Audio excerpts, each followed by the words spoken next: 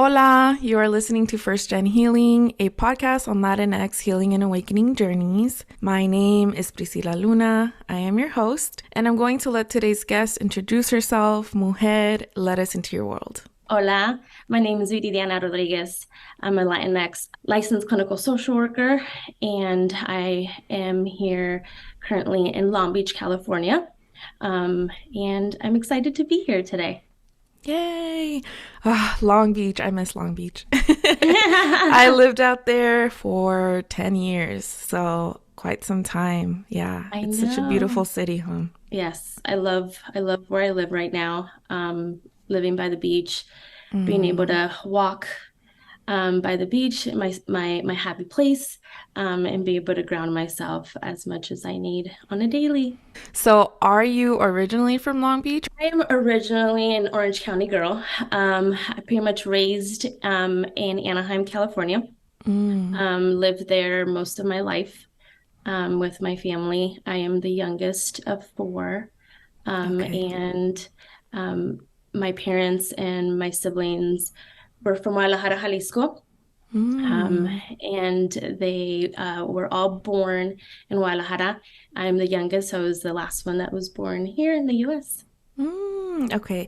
Youngest of four. Okay. Mhm. Super interesting because we've had here eldest, a lot of eldest apparently that I've connected with. So I would love to just hear a little bit about that experience growing up here, knowing that most of your family is from Mexico. And how did that feel to you? Is it something that you were aware of and noticed, or Mhm. maybe it wasn't like a big thing in your upbringing? No, definitely. I mean, every year, every summer, and every Christmas time, we would go to Guadalajara. So Mm. I knew que era de allá, pero de acá también.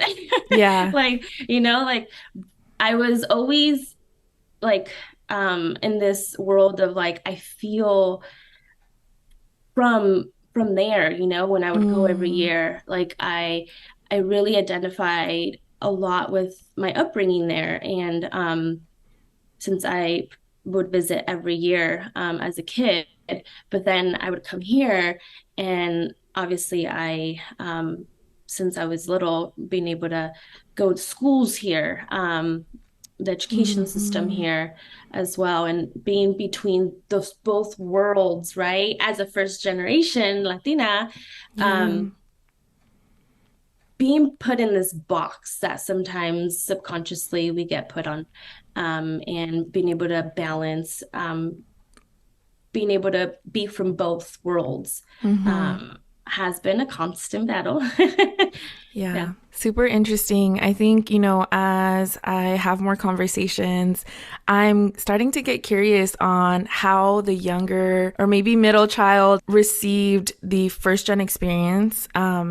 How I have interpreted is that the eldest really holds or remembers the you should be grateful, you have it better than, your parents did, or you have all of the things that we didn't have growing up, and also just really held the responsibilities on the Mhm. translation of things and being like a partner to parents. Wondering if you had a similar experience or if it was different. And yeah, if you can tell us a little bit about that. Yes. So I think a lot of what I've been, as being the youngest, being able to do and being the first to do a lot of things, I think I've been able to do that because of my oldest, um, because of her holding the front of supporting my parents, helping my parents, financially, even with medical. Responsibilities, right? Appointments, translations, right? All those things that to some level we all help in and within my family. But I do believe that the oldest definitely holds a lot of that role still. Um, Mm, I do believe to some extent she is still holding it and because it's giving her some type of comfort as well. Even though me yeah. being the youngest at my journey, me giving her that sense of like, hey, it's okay, like you can move on, I can help now, right? And Mm, trying to take that part of that role to some extent. Um, but she's not wanting to let it go because there's a lot of letting go there too that you need to Yeah. do within yourself, right? Yeah. Um, but I'm very grateful the fact that I had been able to get an education, get my master's degree, do my goals that I've been wanting to do, but also because my family and my support from my parents and the oldest still helping as well. I've been able to do what I could do so far. I'm having the privilege to do a lot of the first of moving out, right? From the Mm. home of not of a home that you don't move unless you're married or have kids, right? And I was the first to do that with within other things as well. Wow. How beautiful that you're playing a part in her letting go a little bit, or at least even I think giving her the permission slip or the encouragement to do so, I think is a big help. I, at some point in my life, had a similar conversation with my younger sister where she was like, hey, you don't have to hold all that. Mhm. And sometimes as eldest, I think we are never really, we don't feel like we have an option. So Mhm. even being told, hey, it's an option actually, like it's really cool and nice that you've done it, but you have an option to let it go can be also really freeing. So really nice that you've been able to do that too for your eldest sibling.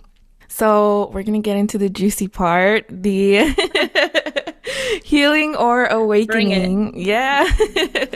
So what do you resonate with most? And I know that's a loaded question sometimes, but Oh would yeah. love to know for you, what do you resonate with most, and when do you think that process started for you? Yeah, definitely. That's a big loaded question. I feel like I'm still in it. Um, I think that it really started for me. It happened in 2020. Um, Mm, okay. it was, I think we were already half the year during our lockdown. And I noticed a lot of body pain. So Mm, one of my right elbows started hurting. Um, and in society, right? When we get alert, a lot of our physical systems, when they start to kind of not work as well, or there's a medical condition, right? That's when we start getting concerned. But we never go within and really ask ourselves, like, with regards to our mental health. So for me, our body talks, right? So for me, my what resonates with me with regards to just my awakening is my body started talking to me. My mm, body started really alerting me of like, hey, you need to slow down. Like there's something up. Um, you are potentially maybe feeling a lot of burnout and feeling a lot of maybe unhappiness and sadness or frustration or stress, right? mm-hmm, And my body started talking, and that's when I was like, wow, I'm a very healthy person overall. Like I've never had anything in my life where it was very serious health wise. So for me, being able to experience like a lot of right elbow pain.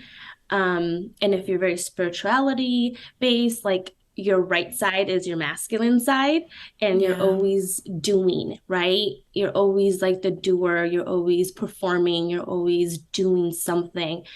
And you're constantly on your masculine side. And a lot, if that's me, that I had mm, performed for so many years and that side, and it kind of my body was kind of giving up, and my body was like, hey, there's something up, like there's something going on. You're and yeah, my body was talking, and then that's when I started to kind of really go within and ask myself, what areas of my life am I unhappy? What areas am I not having joy? I need to make some changes. And I mm, was really unhappy with where I was working at. Um, I was working for a school district that I was a student at. And I was like, if this is my dream like position, I wanted to come back. I wanted to give back, right? This is where I'm mm-hmm, at. But because of the consistency of the need that was happening within school district, and the mental health needs within students, I was burning out. Um, and I was really unhappy. Wow. So I want to maybe ask you when or what impulsed you into thinking in the context of my body is speaking to me and there's something beyond the Hmm. physical pain. Because I think that that's a really big transition or change of thought, right? Typically, your head hurts, I'm going to take a Advil. Ankle hurts, I need to go to the doctor, right? And so then there's x-rays, and it's a very physical way of looking at pain. So I'm wondering for you, I don't know if maybe like your career had already led you into some of that information, or how did you come about that information, and then what triggered it for you to be like, I need to look deeper. This isn't just a hospital visit. Yeah, so I mean, definitely as a mental health provider, sometimes it's even harder for us to ask ourselves those same questions, right? And go deeper. But I think people around me also have a lot to do with where I'm at and going deeper and asking myself those questions and switching that mindset, right? Of like, there's something else, right? I started seeing a chiropractor, and within that I also have a spiritual coach and mentor. And with me doing work with her at a very younger age, um, and doing like energy healing work, by seeing her as well, that got me to really ask myself those questions, is by people that I surround myself with, and taking a step back and really asking like what's going on in my life. Yeah. I see. Wow. So you mentioned working with a spiritual coach even a little bit younger or prior to 2020. I'm wondering like what that was about, if you can tell us a little bit Yeah. more.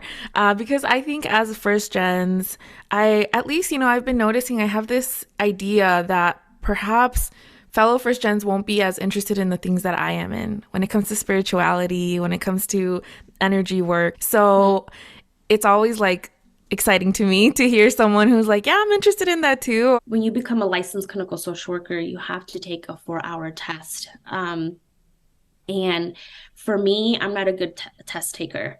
And I was really anxious about taking a 4-hour test, a 4-hour clinical test, that there was a lot of pressure on me that I was putting onto myself to pass this test on the very first time.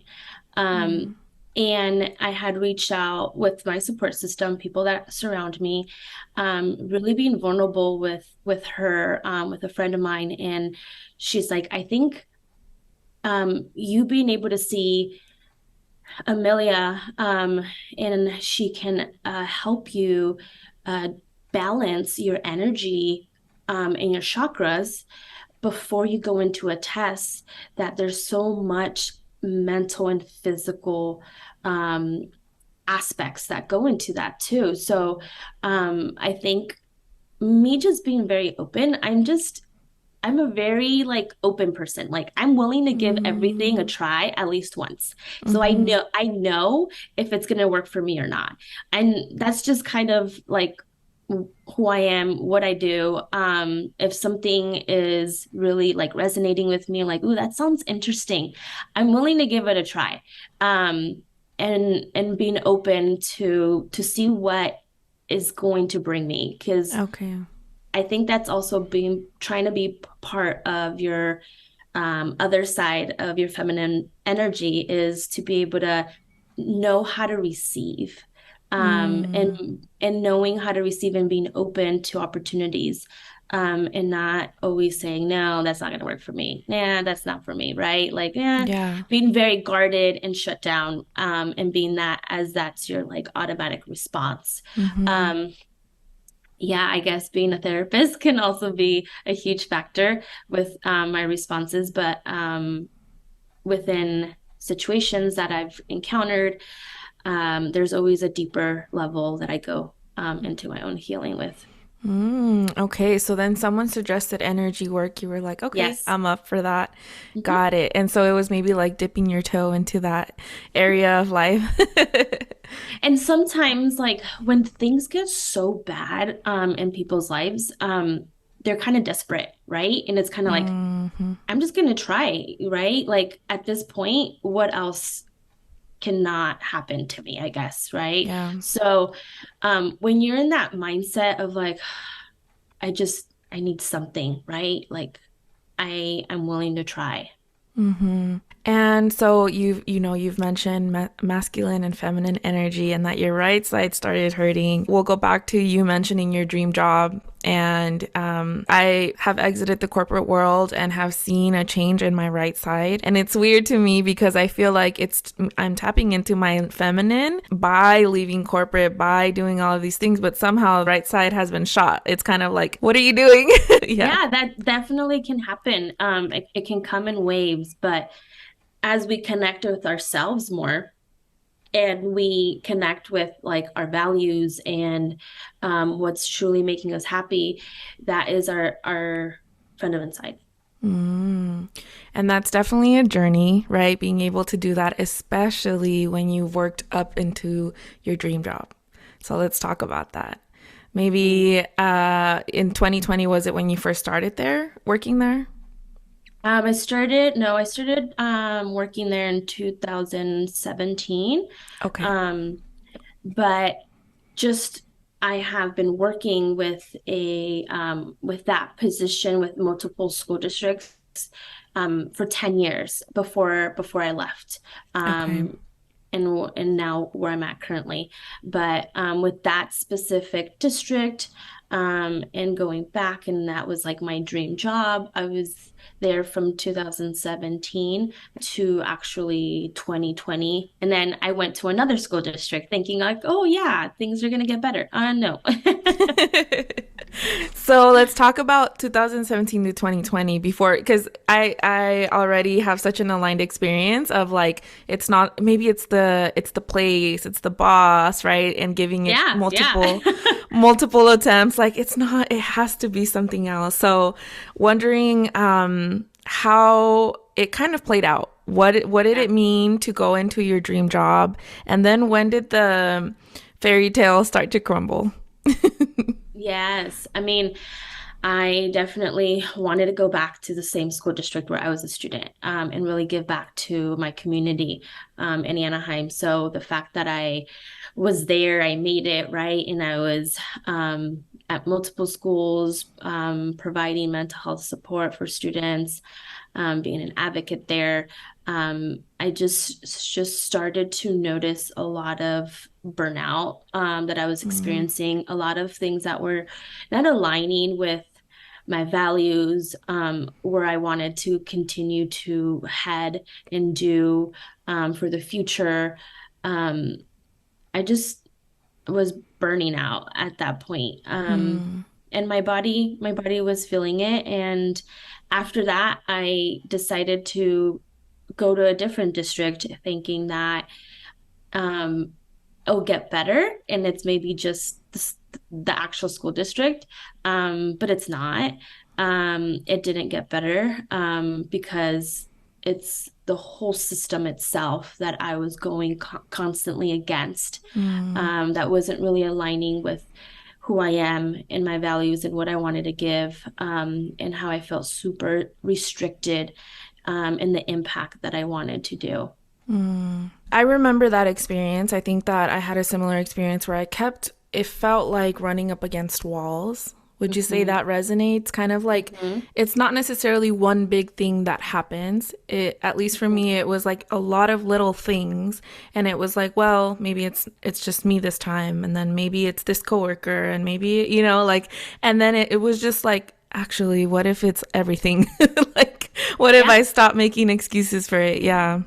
Yes, I do believe it was one situation after another situation after not like it wasn't aligning with me. Mm, Um, and yeah, I just had to ask myself a lot of questions in regards to where I wanted to head. and taking that leap of faith and leaving um, the overall my 9 to 5 position that I had done for 10 years and go for my private practice that I'm currently with Amar Therapy. So I think we can say it in 2 minutes, and it sounds like easy, but I know that it's really hard. And I want to maybe take you back to what were some of the things that helped support you during this time. I think like when you've put all of your time and effort towards something, your hopes Yeah. and dreams, and you see yourself living something out for a really long time, to then be really disappointed by it and then have to decide, even consider, actually, let's not even get into decide to leave, even consider to leave can be really tough. And I Oh, assume that there's likely a lot of people in that position right now. So if you can just tell me, what are some of the things that started to make you head in the direction of deciding, and then mhm. also what did your support system look like, if any, during that time? Yes. So I started to really question like what I wanted to do, right? If it wasn't this 10-year position that I had been doing. And I was doing private practice with Amar Therapy part-time. So for me, I was working my 9 to 5 Monday through Friday. And on Saturdays, I would see private practice clients. And I did that for a solid 2 years. Okay. And in order for me to feel financially like okay in having a foundation to take that step in that way, financial wise, emotionally wise, I have my own therapist, and being able to see my own therapist to work through a lot of scarcity mindset stuff, work through a lot of fear. Yeah, there was a lot of trauma to that too that I had to work through myself. Um, on top of that, having my support system of people that knew me truly, and what I needed to do for myself, and that they have been there since this point forward, and being my support system and supporting my businesses and my projects that I'm doing. So, really, who you surround yourself with has a lot to do with where you're heading and how you feel about yourself and in your future, because even that changed within that process, like my inner circles were changing and they have been changing, so definitely there's that Spanish saying, dime con quién te juntas y te diré quién eres. It's so Yeah. true. Like it's super important that you do also surround yourself with empowering people that are good for your mental health, that are going to support you there, in your own journey, whatever it looks like. Yeah. So yeah, getting my own support is super, super important, and I continue to have that. And financial wise, like for me, was building a foundation to actually make that step and take that leap. Yeah, I think what you're saying is super important about the people that surround you. And I think like a practical, because I think many times I used to hear that, but I was like, well, what do I do? I can't just like leave my friends and then like find new ones all of a sudden, right? But I think what it can also mean is finding people that inspire you, following Yes, people that do that, that are living out a life that looks more fulfilling to you. And correct. one of the things that I explain to like my coaching clients is that it's not just because you're then surrounded by people and they're going to empower you, but also the options that are presented to you or solutions to problems are different, right? I don't know if you face this, but when I started to feel kind of caged in my job and I felt like running up against these walls, I it took a long time to speak up. For one, Mhm. I mentioned in the first or the intro of the podcast that I felt like my concerns weren't valid because I wasn't working as hard as I had seen my parents ever work. So it Yeah, was like, what are you complaining about? You're making better money than your family ever did, and you're not yeah, working nearly as hard. This is the path. Like, shut up. And the thing is, when I finally spoke up, it was kind of like that was mirrored to me. Like, you're actually doing great. This is a great job. What else could you ask for? So, the people I surrounded myself with did not see other opportunities or possibilities because they were in a similar boat than I was. Yes, yes, it's super, super important to be mindful and have awareness of that though. And it's super important that we also question like a lot of those narratives that you brought up, right? Like those narratives of like you shouldn't complain, you have it good, right? Like all those. So it's really paying attention to whose voice is that? Is that mom and dad? Is that like Mm-hmm. a cousin, right? La chismosa, um, like you have to ask yourself, who are those little voices that to some extent you've embraced them, but now you need to really ask yourself, is this really helping me? Like for my future and in the future that I want to create, or do I need to break that inner voice and break that cycle, right? First generations, we're cycle breakers and we need to question, we need to speak up, and we're not raised, at least I was not raised to speak up. Yeah. And que calladita te ves más bonita, and y tú qué sabes, right? It's and because I'm the youngest, right? Mm, A lot of that is part of that inner voice sometimes that we need to challenge. It's like, no, you'll see it, right? And this is mm-hmm. my own experience, and really owning your story is super important. And that is who you are. Because you just never know who you're going to inspire. And people can really resonate with who you are. Yeah. Yeah. So I think in terms of like practical steps, or if we were to give, I mean, it's a million steps in one, right? But perhaps step one is start questioning, start Yeah. asking yourself, what is it? So if you're feeling unhappy, you're running up against these walls, and walls can be a number of things, right? You mentioned like what you were maybe being asked to do versus what you thought you should do. That's a conflict in interest, right? Or conflict of morals and values. It can be you go up for a promotion and you're continuously denied and you're not necessarily like you don't know why it is. It can be a ton of different things, but start to question and start to also try. Like, I think if you just stay in one job and then try to question, it's hard for you to really paint the picture of what is wrong and what you need. But you mentioned like going from one district to another. So a couple of districts, a couple of jobs to get an idea of what is wrong and what's going on. Similar to me, I think I went from like one corporate job to the next. Like, okay, let me Mm-hmm. see. Is it different here?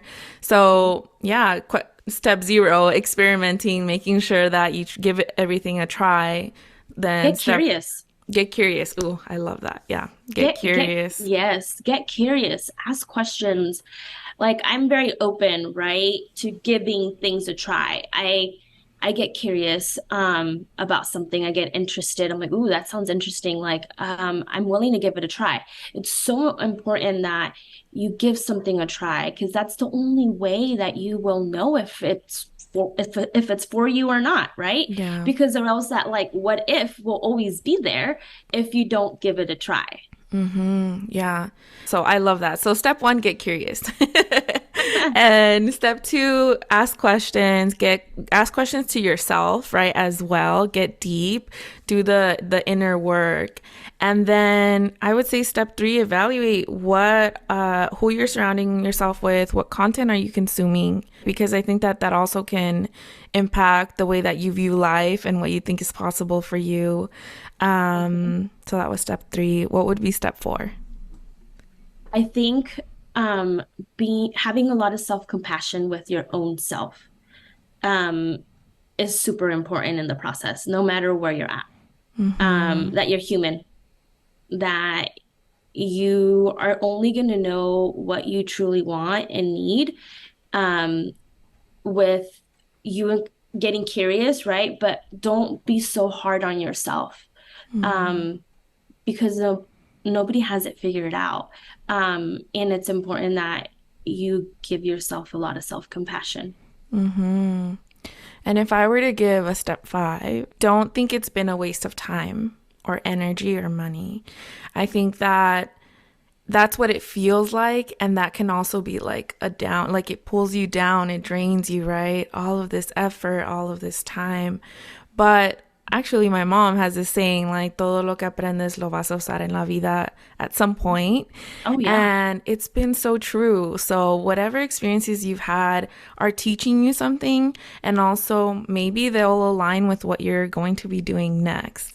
So I think for you it's directly aligned. So maybe Yes. we can talk a little bit about how you took the step into Amar Therapy, like Yeah. what how did you, I guess, initially start that, and how Mhm. did that come about for you?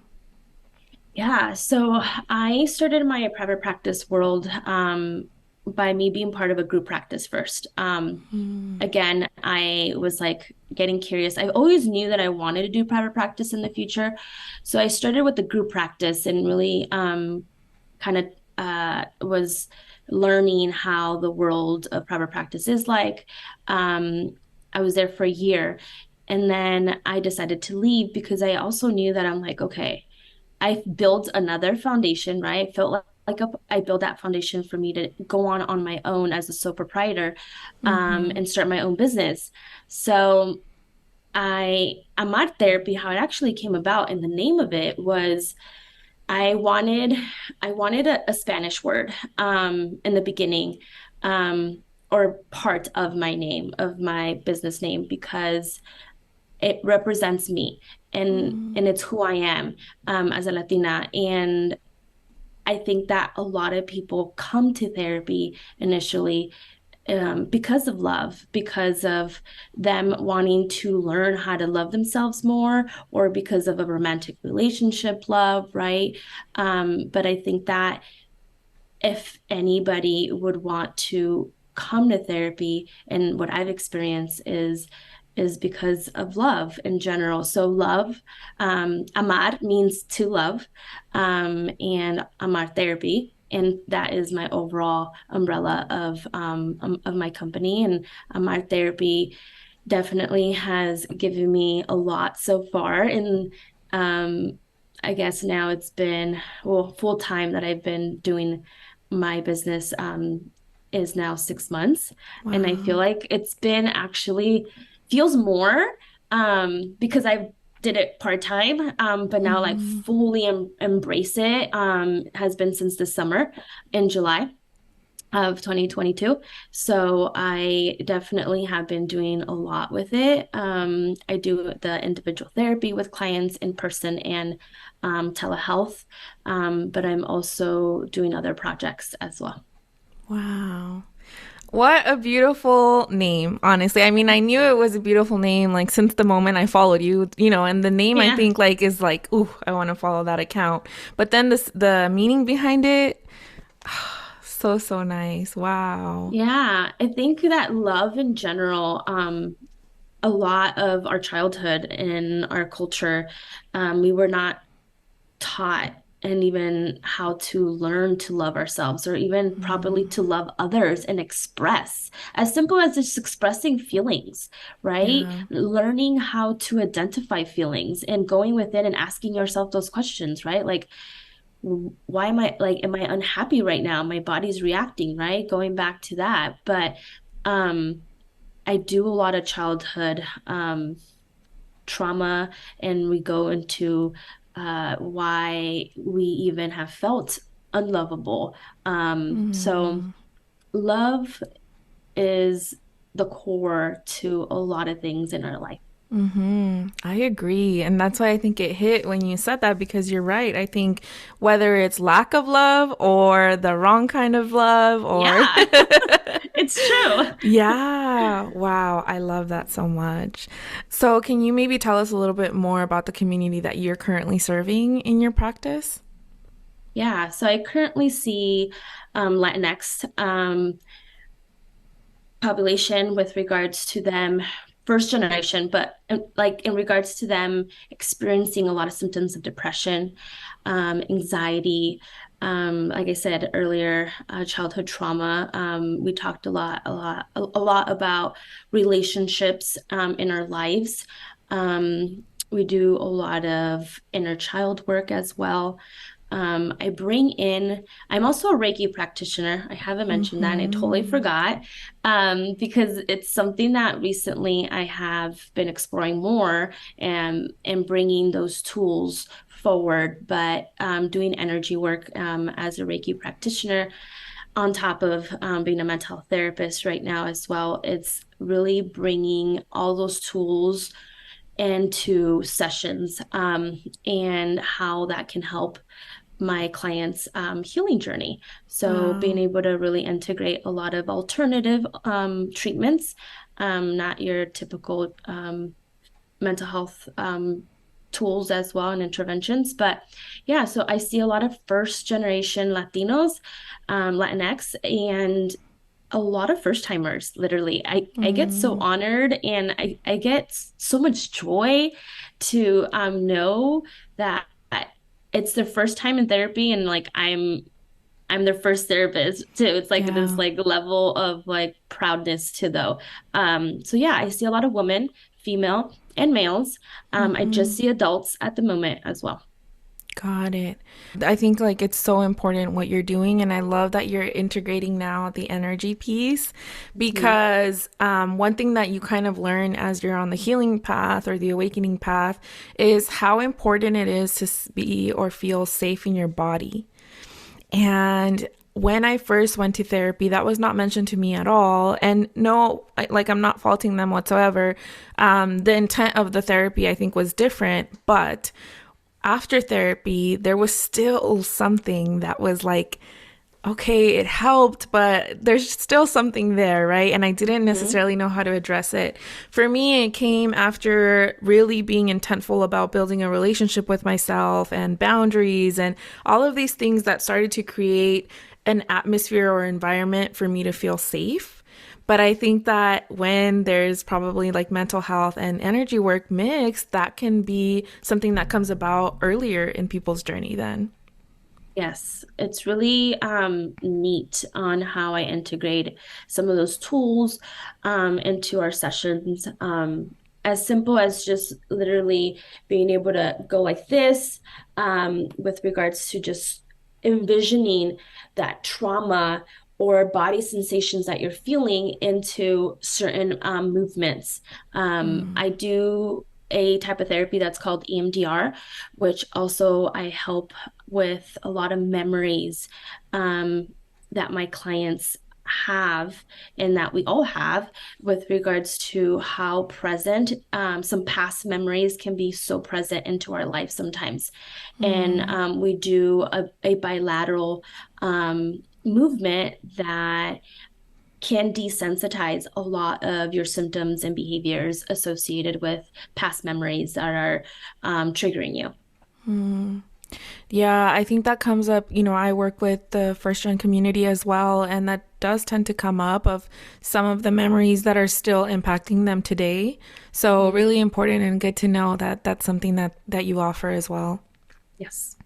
Definitely, a lot of people like it because you get quicker results.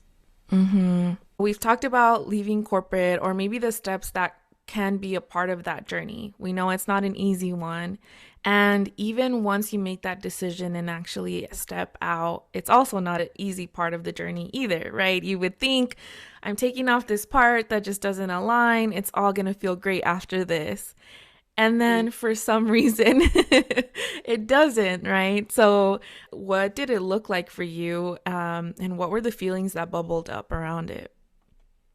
Yeah, there was a lot of grief in the process because I was also letting go of parts of VD. In that big dream, right? That dream job of going back to that same district. For me, it was like I was letting go of parts of Vidi that I had outgrown too. Essentially, we're outgrowing those parts of ourselves, and there's grief to that. And it was really important for me to think about now who is VD after this, right? And Mm-hmm. building that new identity because essentially when you go from like a 9 to 5 to like entrepreneurship, that's a whole different world And it's a whole different identity that you now have to like be like, oh, that's me, that's going to be me. Or also like, who do I want to be, right? Mm-hmm. And it's kind of scary though, because when you're in a 9 to 5 and corporate, like you said, like we're always being told you got to do this, like these are the deadlines, like all this stuff, right? So like Mm-hmm. now when you take that leap of faith, you're like, oh shoot, it's all on me. Like, Yeah. what do I want to do? Who do I want to become? What are my values, right? Mm-hmm. When people come across my services or my page, like what do I want them to get out of being on this page or my website, right? Like, how do I want them to feel? For me, it's a lot about feelings as well. And meeting someone that you've only probably will meet once or as many times, but pretty much making an impact just by being present with them. Mm-hmm. Um, and leaving them better than when you first met them Yeah. is key as well with like really establishing that identity for yourself and who you are. Mm. I Yeah. mean, there's so many of my clients that I have asked them, like, who are you?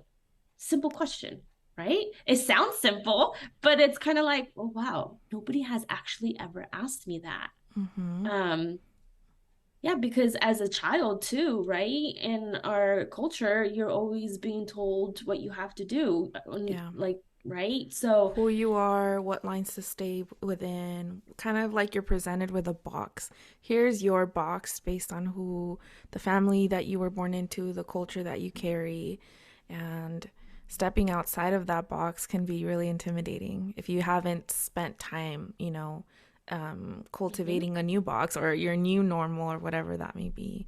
Yeah, literally, I've been establishing my new normal, and I keep calling it like I have a new rhythm of life because my rhythm of life before was constantly on the go. My nervous system was on high alert. I was constantly being interrupted. It was crisis, and now my rhythm of life is so much slower. But Yeah. going from that to this, like that itself was a whole process for Ooh. me to feel even comfortable Yeah, for with sure. more stillness, right? With more Mm-hmm. peace and not having this like hustle mentality. And that obviously it's ingrained in us as a first generation, right? And we're Yeah. breaking these cycles. And again, going back to we break so many cycles subconsciously and consciously. Mm-hmm. Yeah, I think so. One, the identity piece. When you're working for a company, you may not realize how very little wiggle room there actually is. Even when you move up in a company, I come from an HR background and worked in corporate offices, so that meant that I always was at the corporate of like multiple locations, right? Mhm. And to me, that gives me this insight of how many decisions are made. Like even from this is like HR, then there's a VP level, CEO level, and ownership, right? So how many decisions are made up here? Then we Mhm. get to HR, then there's a lot of decisions made here. And then all of those are trickled down to all of like let's say the properties or the companies or the units or whatever. And then from there there's departments and then there like and so Yeah. when it comes and it gets to you, there has Mhm. been so many decisions and things already planned out and made and so you're wiggling within this very small room or space. And you may not even realize it, but once you fully step out you realize, wow, I was under still a very heavy system, and there were rules, and like you said, you, as employees, we don't necessarily worry about the small decisions of like how do we want others to receive us or perceive us, and all of that kind of stuff. Like those are made by the owners or the different departments.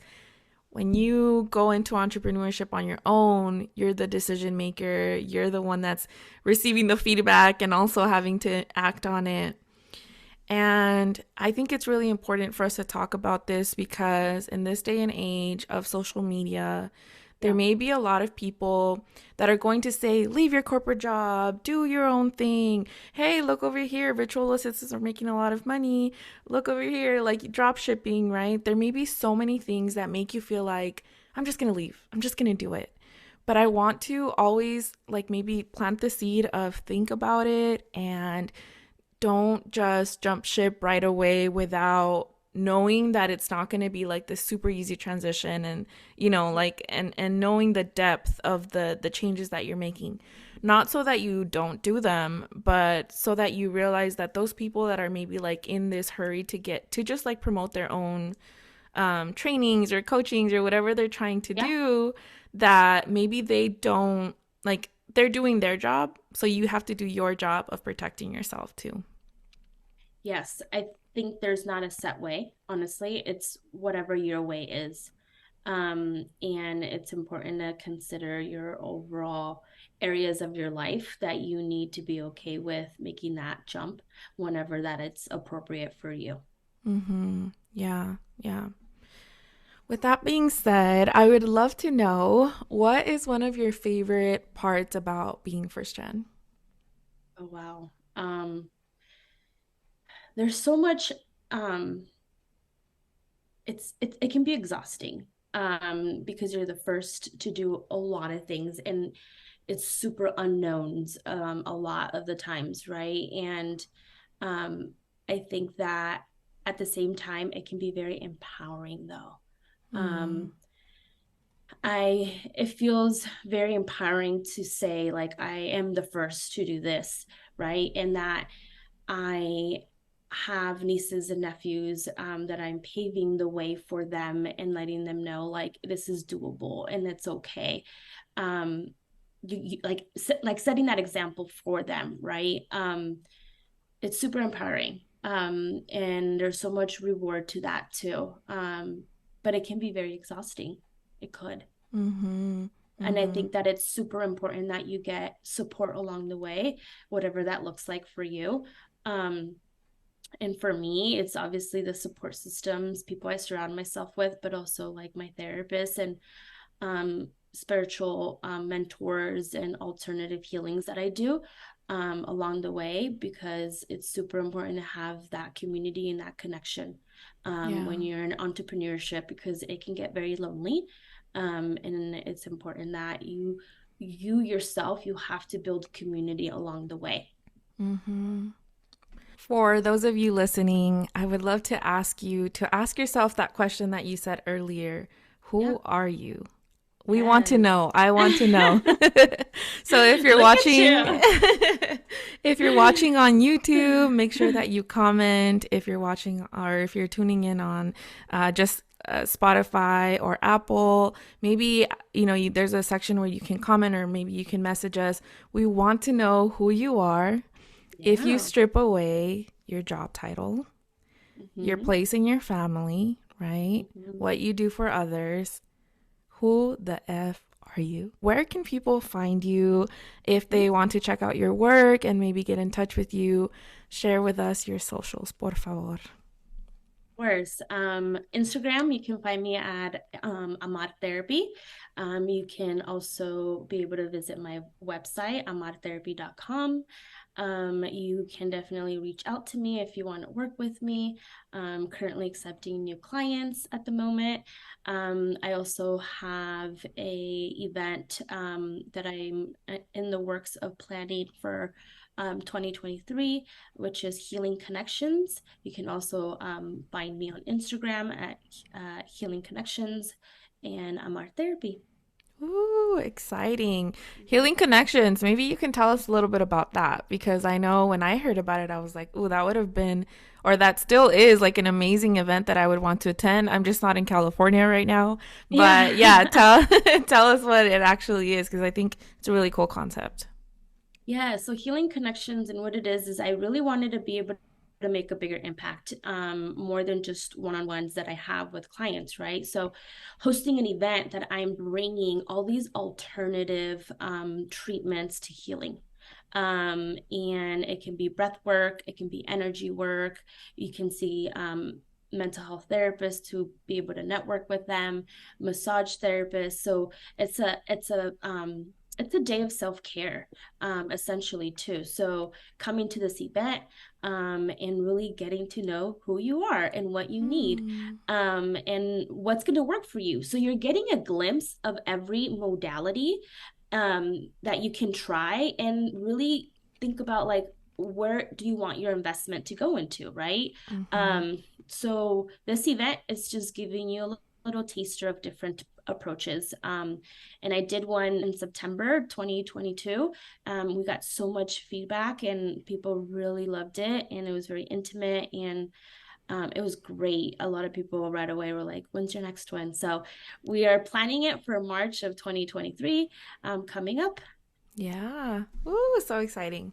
All Mhm. right. So next is the resource section, which means that I get to ask you what are some of the things that helped you in your journey for anyone that tuned in and maybe resonated with parts of your story and are like, okay, now what do I do now? So, what is a favorite healing or mindful tool that has helped you? Meditation. Meditation is a morning routine tool that I utilize, to go within. It's really hard to do at first, but as soon as you continue to make it a habit, meditation for me and being in stillness, brings me a lot of peace. It grounds me. On top of that, I have to do body work. So if it's nothing too crazy that you can do like massage therapist, right? But you got to move your body. Our body Mm, needs movement. Our emotions need motion. So it's important that go on a short walk. Whenever I'm feeling kind of fatigued in here and like, okay, I've been sitting too long, like I'm just in this like funk already. I like came across a wall, right? I go for a walk with my dog, come back, totally different person. So, mm. little things like that that are free, that can make such a big impact in your mental health. Seeing my therapist, and I do a lot of alternative treatment modalities as well.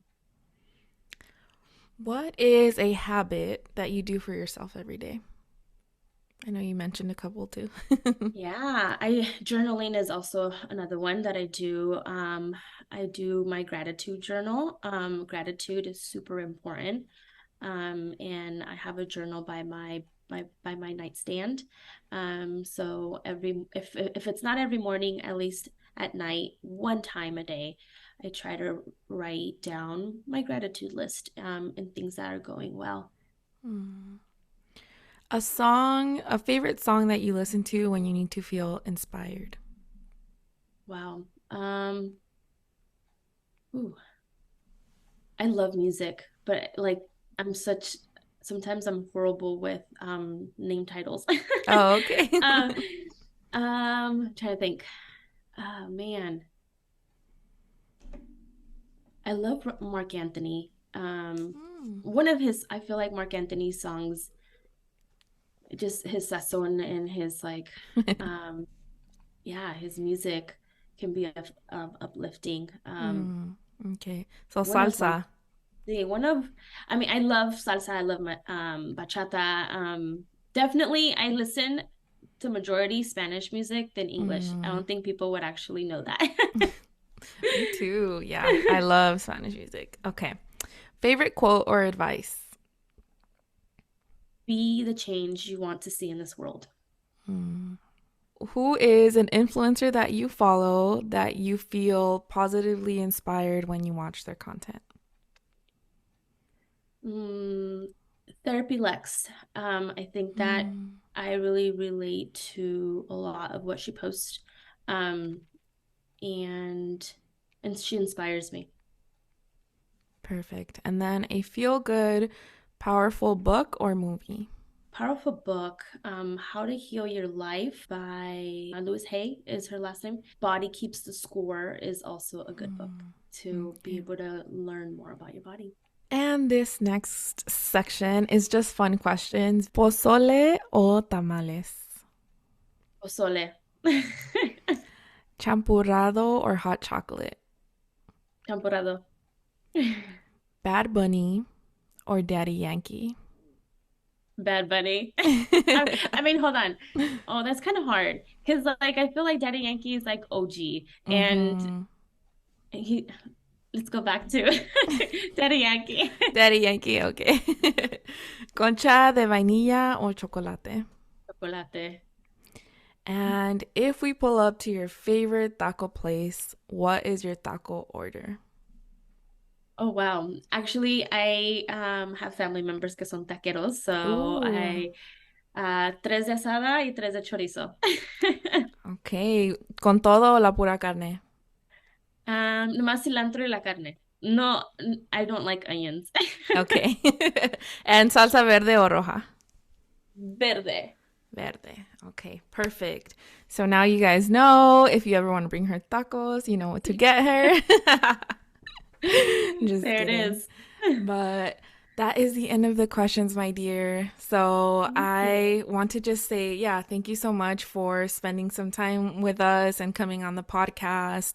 I love what you're doing. I love watching your content. I think that Thank you. to me, it's content that really is like so, like resonates so much with Yeah. the first gen community and this and our story. So yeah, thank you for what you do. Thank you for having me. Yeah, and before I close it out, is there any last things that you'd like to say?